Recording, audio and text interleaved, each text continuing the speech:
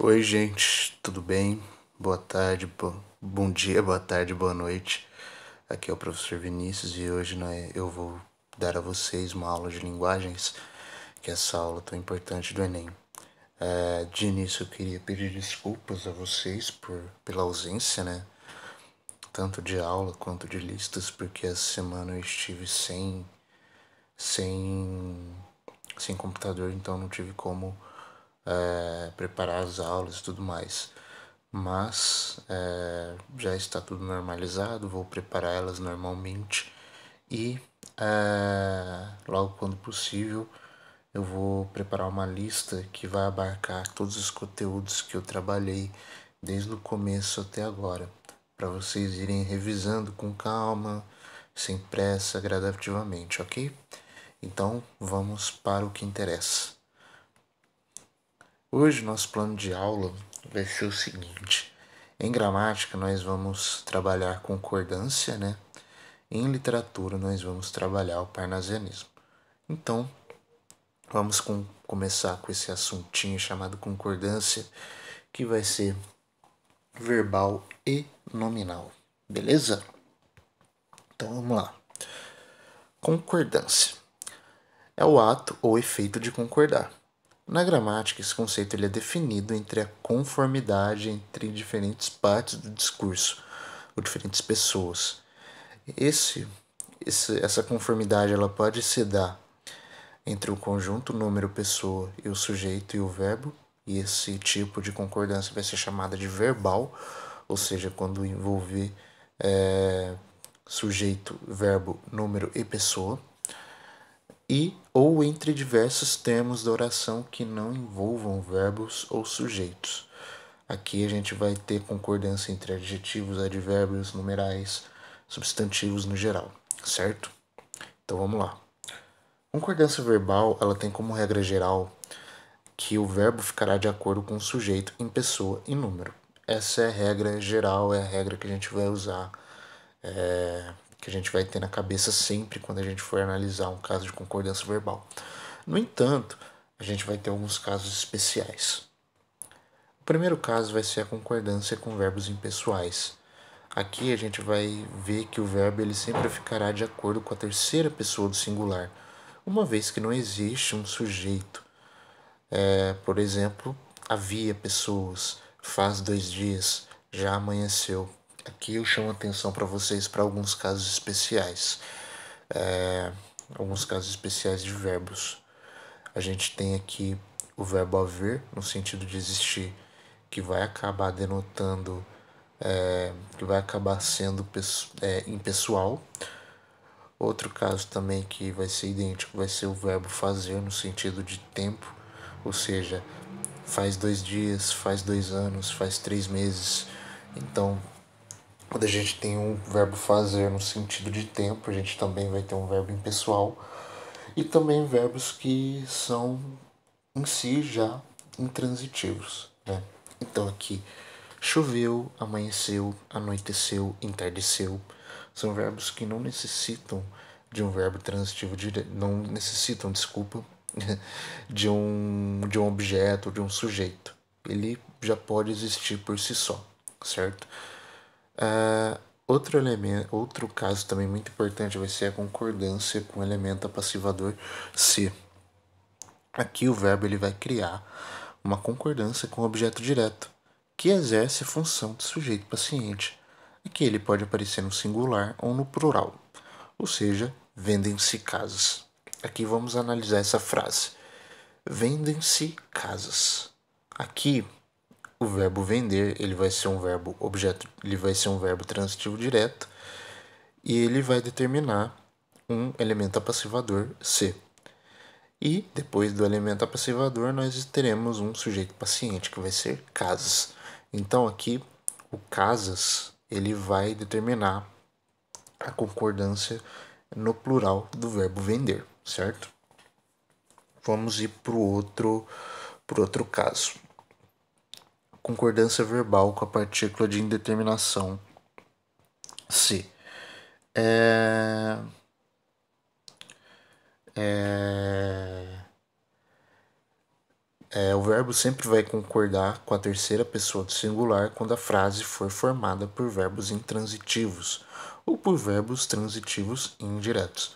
Por exemplo, precisa-se de funcionários. Então aqui o de funcionários, ele não vai ser o sujeito, né? O verbo precisar, ele vai ser um verbo transitivo indireto.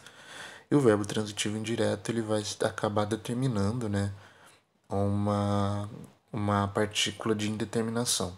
Então, antes de nós prosseguirmos, é muito interessante que a gente se atente a essa característica. Verbos transitivos diretos, eles vão acabar determinando elementos apassivadores ou partículas apassivadoras. Então, sempre quando eu tiver um C acompanhando um verbo transitivo direto, a gente vai ter uma frase na voz passiva sintética, certo? Já quando nós temos um verbo transitivo indireto, um verbo intransitivo junto ao C, a gente vai ter que esse C ele vai determinar um índice, ele vai ser determinado como um índice de indeterminação. Então aqui, desculpa pela notificação, aqui a gente vai ter, né, o C como uma partícula de indeterminação. Uma partícula de indeterminação do sujeito. Então aqui a gente vai ter a gente vai ter sujeitos indeterminados. Então vamos para o próximo caso. No próximo caso, a gente vai ter um caso de concordância verbal com a maioria, com expressões como a maioria, a maior parte, a metade. Aqui a gente vai ter um caso de concordância facultativa. Por quê? Porque o verbo ele pode tanto concordar com a terceira pessoa do singular, ou seja, ele pode estar pareado com a expressão a maioria, a maior parte ou a metade, quanto ele pode se apresentar na terceira pessoa do plural. Então aqui a gente vai ter o verbo pareado com a frase que virá depois dessas expressões. Então vamos lá. A maioria dos trabalhadores almoçam naquele restaurante. Então aqui a gente tem a maioria dos trabalhadores almoçam, ou seja, o almoçar pareado com os trabalhadores, que é o termo mais próximo, ou a maioria dos trabalhadores almoça naquele restaurante. Então aqui a gente vai ter o verbo almoçar no pareado com a expressão a maioria. O mesmo poderia acontecer com a maior parte, a menor parte, a metade e enfim. Então vamos para o próximo. Concordância verbal com pronome relativo que. Aqui a gente aqui eu coloquei um exemplo, eu coloquei errado, né? Foi um erro de digitação que eu vi agora, desculpe. Enfim, o verbo cria concordância com o termo antecedente do pronome. Por exemplo, fui eu que pedi. Aqui estava pediu, aqui está pediu, mas é pedir, né? Então fui eu que pedi. Concordância verbal com o pronome relativo quem. O verbo estabelece concordância com o antecedente do pronome ou fica na terceira pessoa do singular. Aqui a gente tem um caso de concordância facultativa também. Então pode ser fui eu quem solicitou, quanto fui eu quem solicitei, certo? Então eu vou mandar para vocês, né, a frase correta no grupo. Logo quando a aula for lançada, para vocês terem uma noção correta do que acontece, porque foi realmente um erro meu que eu vi agora e que não vai dar para eu arrumar. Enfim, vamos lá para o próximo. Concordância verbal com infinitivo pessoal. O verbo no infinitivo é flexionado sempre que existir um sujeito definido, quando se quiser determinar o sujeito ou quando o sujeito da segunda oração for diferente do da primeira. Então, eu pedi para eles solicitarem tudo. Aqui a gente tem um sujeito muito. Aqui a gente tem um sujeito, né? Que são eles.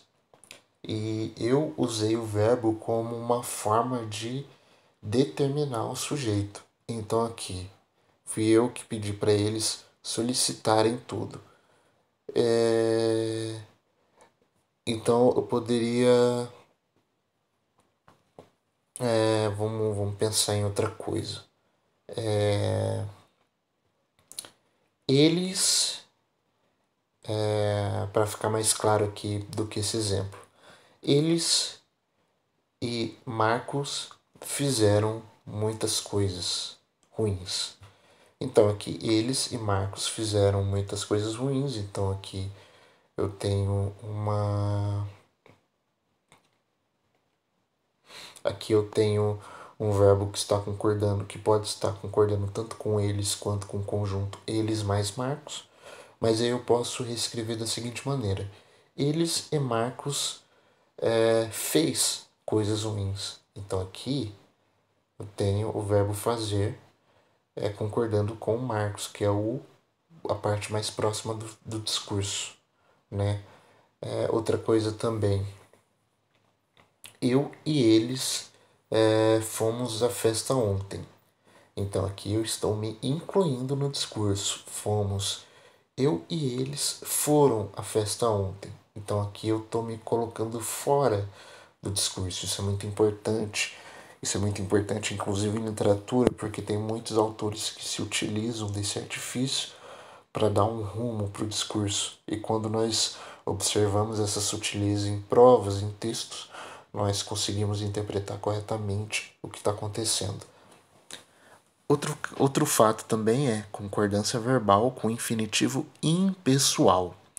O verbo no infinitivo ele não é flexionado quando não existiu um sujeito definido, ou quando o sujeito da segunda oração for igual ao da primeira, em locuções verbais com verbos preposicionados e com verbos imperativos. Então aqui a gente vai ter, por exemplo,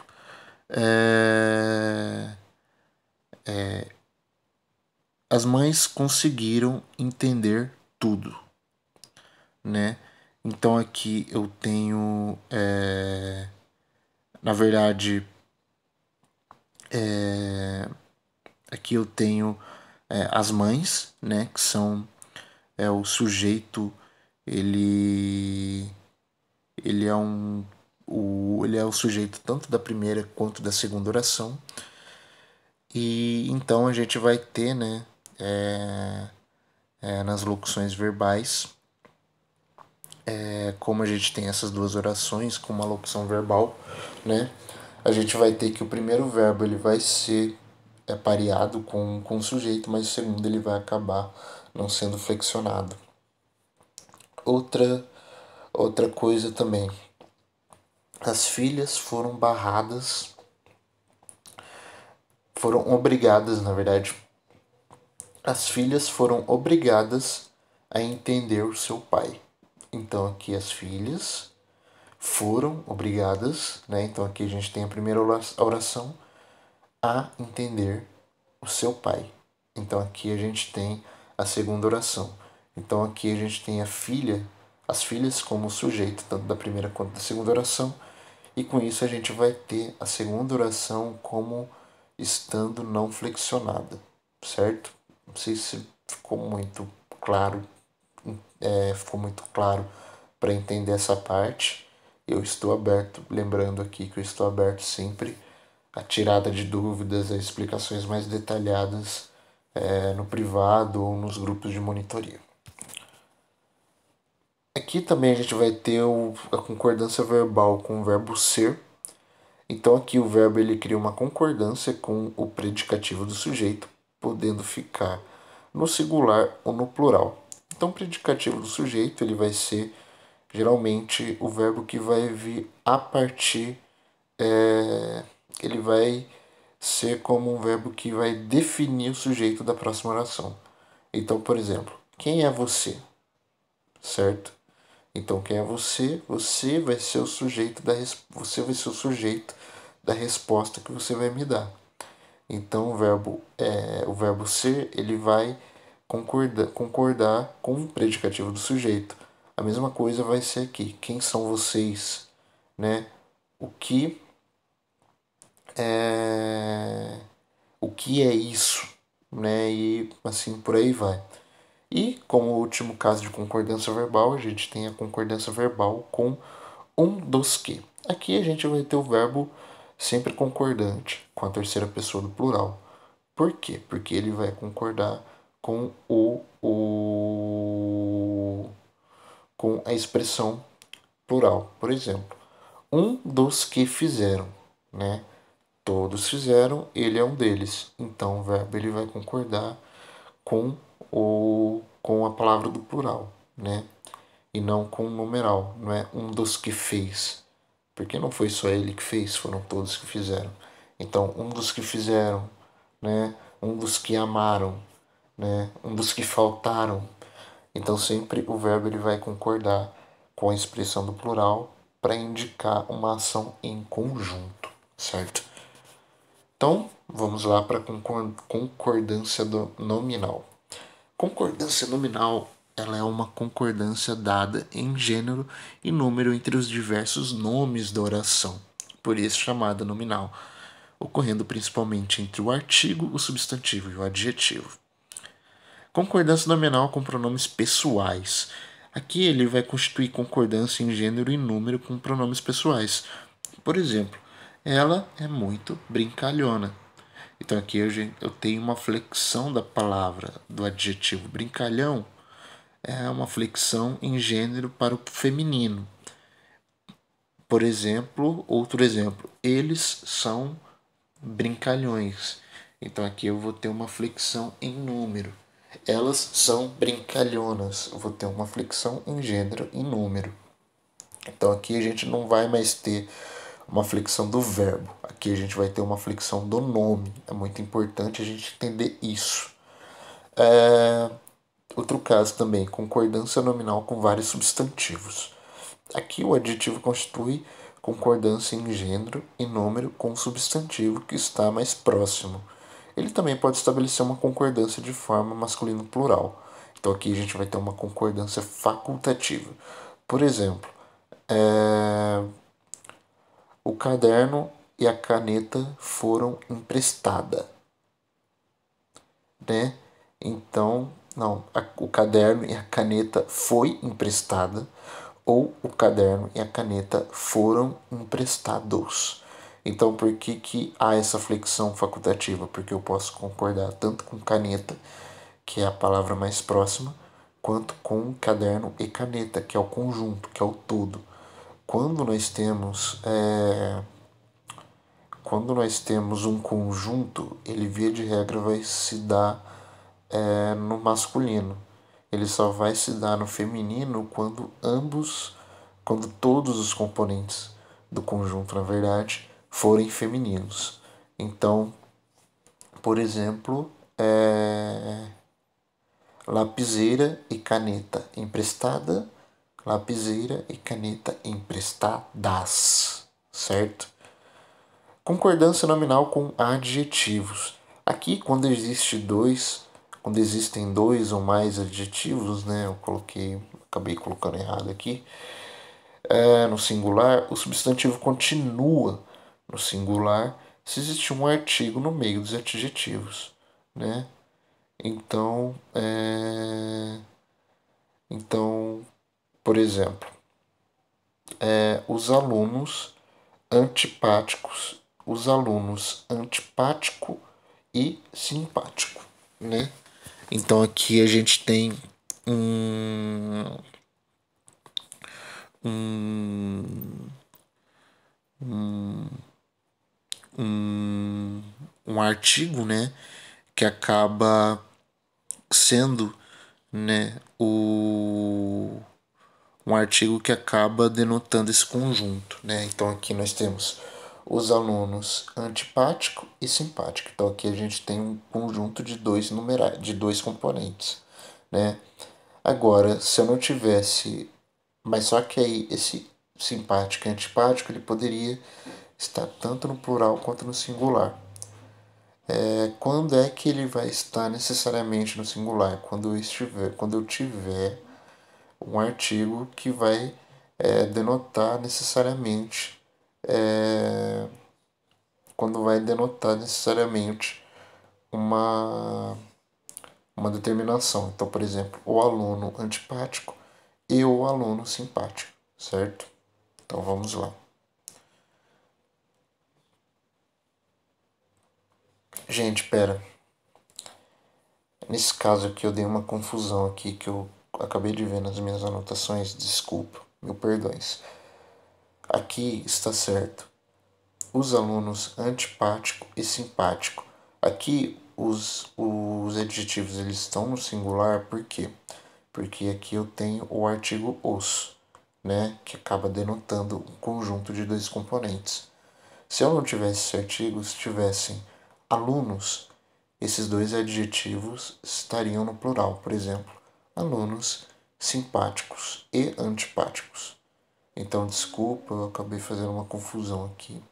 Mil perdões. Concordância nominal com bastante, muito, pouco, meio, caro, barato ou longe. Aqui a gente vai ter que essas palavras elas instauram concordância quanto em gênero quanto em número com substantivo quando exercem a função de adjetivo. Por exemplo, comi meio chocolate, comi meia maçã. Há bastante procura, há bastantes procuras. Vi muitas crianças, vi muitos adultos. É muito peculiar a gente entender essa essa essa esse fato, porque a gente vai ter que entender quais são os advérbios que se flexionam em gênero, em número ou em gênero, apenas em gênero, apenas em número ou em gênero e número. Aqui a gente tem comi meio chocolate. Esse meio, essa meia, eles não vão se flexionar em número. Então, então a gente não vai ter, por exemplo, meios ou meias, certo? A gente vai ter apenas a flexão em gênero. Aqui, bastante, bastantes é o inverso. A gente não vai ter uma flexão em gênero, apenas em número. Mas aqui em muitos ou muitas, a gente vai ter uma flexão em gênero e muito. Em gênero e muito, não. Em gênero e número, né? Concordância nominal com é permitido ou é proibido. Nessas expressões, o adjetivo se modifica em gênero e número quando tiver a participação do artigo. Quando não tiver artigo, o adjetivo fica invariável no masculino singular. Por exemplo, é proibido entrada de cães. Por que que eu tenho aqui essa... Por que que eu tenho aqui é proibido entrada? Porque eu não tenho o adjetivo que determina a entrada. Agora, se eu tivesse o artigo é proibida a entrada de cães. É diferente, certo? Outro caso, concordância nominal com mesmo e próprio. Os termos mesmo e próprio estabelecem concordância em gênero e número com substantivo quando agem como adjetivo. Deixa eu só. Tá gravando. Assustei. Então vamos lá. Na mesma casa, na mes... eles moram na mesma casa. Então aqui o mesmo ele vai concordar com casa, então ele vai se flexionar em número.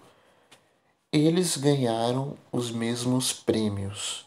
Então aqui eu vou ter uma flexão em número, né? Da palavra mesmo, em número em gênero. O que mais? Eles não abriram mão das próprias regalias. Aqui eu vou ter uma flexão de novo em gênero em número, né? Então é muito importante a gente ter essa noção. Concordância nominal com menos. Aqui a gente vai ter o menos como invariável. Então não existem menos, apenas menos. Então, menos palpites, menos falácias, tudo que envolver menos a gente vai ter um advérbio ali invariável, né? Ou adjetivo, né? Então, vamos para a literatura. Hoje na literatura nós vamos falar um pouco sobre parnasianismo, né? Aí eu preparei aqui um negocinho aqui, uma imagem para vocês que fala muito sobre o parnasianismo que a gente vai ver daqui para frente. O parnasianismo ele foi um movimento literário contemporâneo ao realismo e ao naturalismo. Seu surgimento ele se deu como reação ao idealismo e à carga dos motivos que levavam à produção literária da época, visto que propunha uma arte sóbria em conteúdos e que tivesse como razão principal a produção artística em si. Seu nome advém da revista Parnasse Contemporânea, publicado na França em 1871. Então, o que isso quer dizer? Na Europa, no Brasil, mas principalmente na Europa, que foi onde surgiu o parnasianismo, havia, havia, na verdade, ó, eu já errando concordância, na verdade, havia várias produções literárias ligadas ao naturalismo, ao realismo, ao romantismo. Né? Nós tínhamos ali Victor Hugo com o Corcunda de Notre Dame, com Os Miseráveis, representando o romantismo condoreiro. Nós tínhamos ali Emile Zola, né, representando o naturalismo com o livro Mulato. Nós tínhamos ali também Gustave Flaubert, que estava representando o realismo, né, com livros como Madame Bovary. E todos esses livros eles eram extremamente carregados, né? Ou eles eram carregados sobretudo no conteúdo, né? E essa carga de conteúdo ela se dava tanto na expressão do assunto que eles queriam divulgar, quanto no motivo que levou eles à expressão daquela arte. Então era uma arte muito pesada, que eles viam que era uma arte muito carregada, que era uma arte que tinha em si muita responsabilidade. E a burguesia, né, o, a alta cúpula literária ali da época, ela não queria essa responsabilidade para si, sabe? Por exemplo, um escritor parnasiano ele não quer a responsabilidade de discutir a sociedade, não quer a responsabilidade de chamar a sociedade a um grito social, ele não quer a responsabilidade de expressar as mazelas da sociedade. Né? O escritor parnasiano ele só quer fazer uma arte que tenha um início, um meio e um fim em si próprio. Daí a expressão arte pela arte. Né? E aí eles se juntaram na revista, né? Parnasse Contemporain, e eles acabaram fundando o parnasianismo. Mas de onde vem esse nome parnasianismo? De onde vem o nome Parnasse? Ele vem, né, no Monte Parnaso, Farnaso, na verdade, que fica na Grécia. E segundo a mitologia grega, é nesse monte, né, que o deus Apolo, que é o deus da medicina, o deus da poesia, o deus da beleza, ele, ele se recolhia e fazia suas poesias, né? Então é um monte que servia muito como inspiração, né, poética para vários poetas gregos, justamente por conta dessa sua origem mitológica e tudo mais. Então vamos lá para o contexto histórico. aqui o contexto histórico, né, ele acaba sendo o mesmo contexto histórico do naturalismo, do romantismo e do realismo. Aqui a gente tem o aumento do poder das burguesias, né? A gente tem que sempre entender que que na sociedade, sobretudo na sociedade oriental não ocidental, a burguesia ela precisa de uma certa alienação, né? Ela precisa, e essa alienação ela pode ser uma alienação do pobre ou uma alienação de si mesmo, né? Então a burguesia ela nunca vai ser simpática a, a literaturas que sejam engajadas socialmente de alguma maneira, né? Então não era de estima da burguesia, por exemplo, uma literatura realista, uma literatura romantista com Dureira, uma literatura naturalista, porque eles não queriam ver aquilo, eles não queriam saber daquilo. Então eles sempre buscam por uma alienação, né? E essa alienação, nesse caso, ele vem justamente do parnasianismo.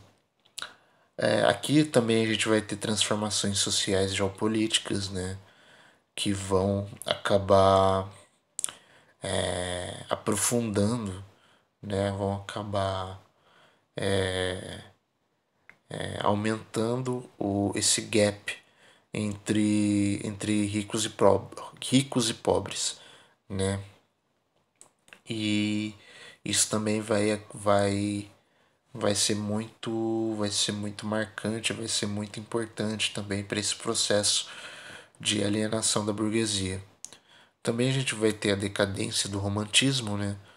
Ou seja, o romantismo ele vai perder o seu valor, assim, ele vai perder o seu prestígio literário entre escritores, entre a alta cúpula literária. E com isso a gente vai ter um declínio da parte da parte que faz a arte surgir, da parte social, da parte interna que faz a arte surgir. Então por isso que, por exemplo, o parnasianismo ele tem como inspiração fatores externos e tudo mais. E também aqui a gente vai ter a segunda revolução industrial que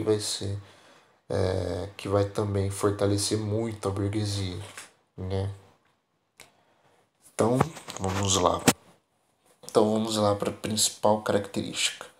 Aqui a gente vai ter a oposição ao romantismo, né? Então aqui a gente vai, enquanto o romantismo ele priorizava o conteúdo e a expressão do sentimento, aqui a gente vai priorizar a descrição, né?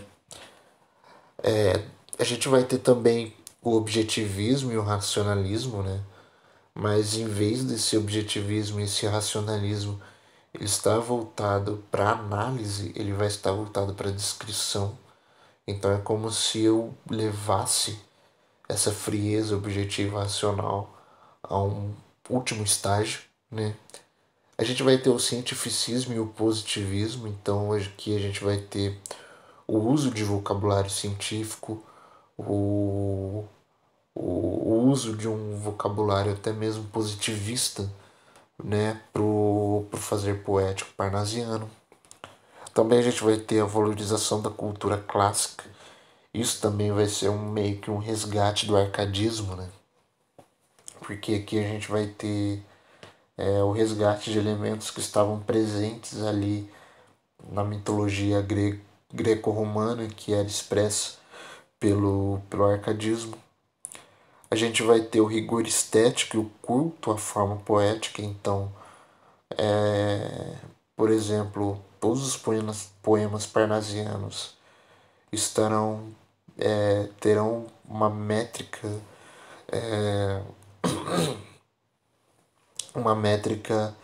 rigorosamente estabelecida, né?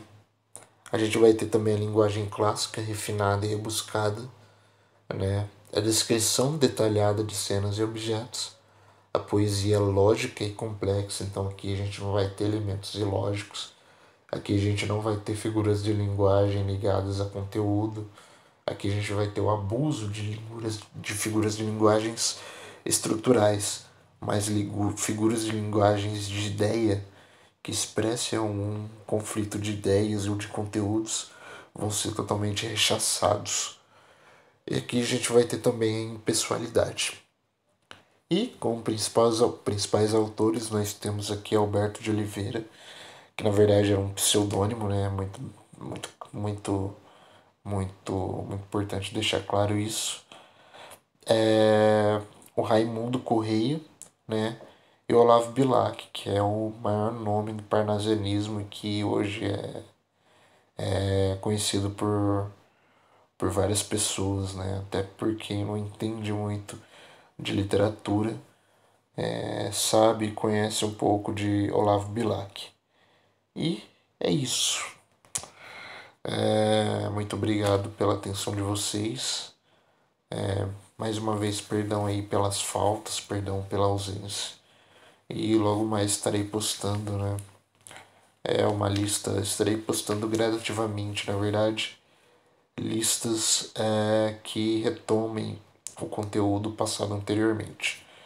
Um bom descanso, bons estudos para vocês e até mais. Qualquer coisa estou à disposição. Abraços.